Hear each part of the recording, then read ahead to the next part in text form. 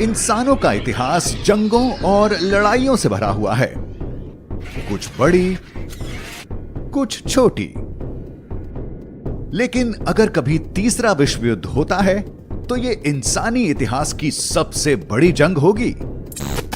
नई तकनीक, ज्यादा सैनिक और उम्दा रणनीति, यह सब होगा इस जंग में। लेकिन ऐसा कुछ क्यों होगा? कौन कौन से देश इसमें हिस्सा ले सकते हैं और यह जंग कैसे लड़ी जाएगी?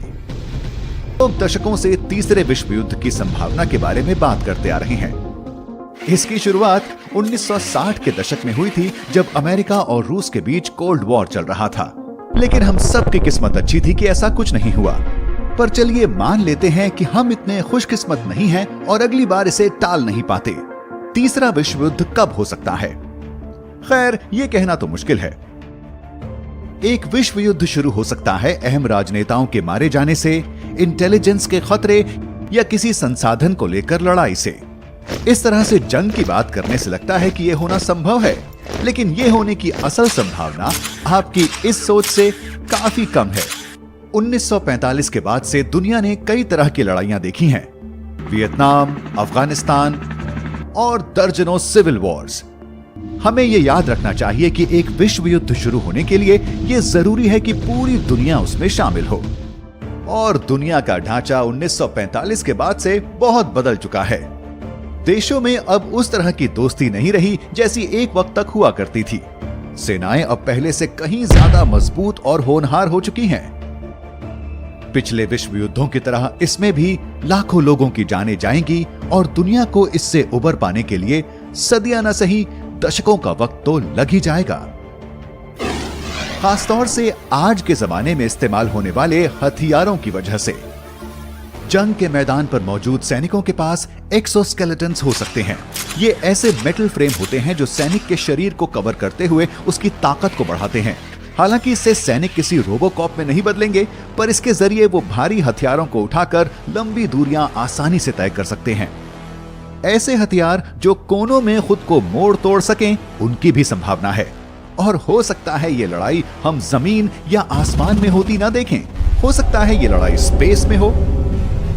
सेनाएं हथियारों के साथ आने वाली ऐसी सैटेलाइटों के लिए जंग कर सकती हैं जो दुनिया पर असर डाल सकती हों। हालांकि इसमें से ज्यादातर बातें सुनने में किसी साइ-फाई फिल्म जैसी लगती हैं, लेकिन हमें यह हकीकत नहीं भूलनी चाहिए कि ये हथियार खतरनाक हैं और उम्मीद करनी चाहिए कि किसी को भी इनके इस्तेमाल की जरूरत न पड़े। आखिरकार ये लोगों को मारने के लिए ही तो बने हैं। लेकिन हो सकता है कि मैदान में ज्यादा सैनिक ना हो। भविष्य की जंग कंप्यूटरों पर लड़ी जा सकती है। ड्रोन, आर्टिफिशियल इंटेलिजेंस और रोबोट्स हमारे लिए जंग लड़ सकते हैं।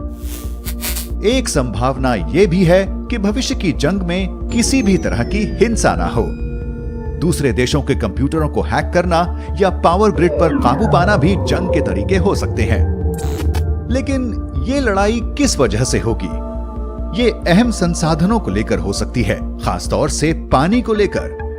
चूंकि साफ पानी बहुत कम मात्रा में है और बेहद अहम है, इसकी कमी होने से देशों के बीच जंग हो सकती है। लेकिन हमें उम्मीद है कि तीसरा विश्व युद्ध ज्यादा लंबा नहीं चलेगा। तो यह खत्म कैसे होगा? तीसरा विश्व युद्ध अब तक ना होने के पीछे की एक वजह, बल्कि सबसे अहम वजह है ये चीजें। दूसरे विश्व युद्ध के दौरान अमेरिका ने जापान पर परमाणु यानी न्यूक्लियर हमला किया था, जिससे 1 लाख लोगों की जान गई थी।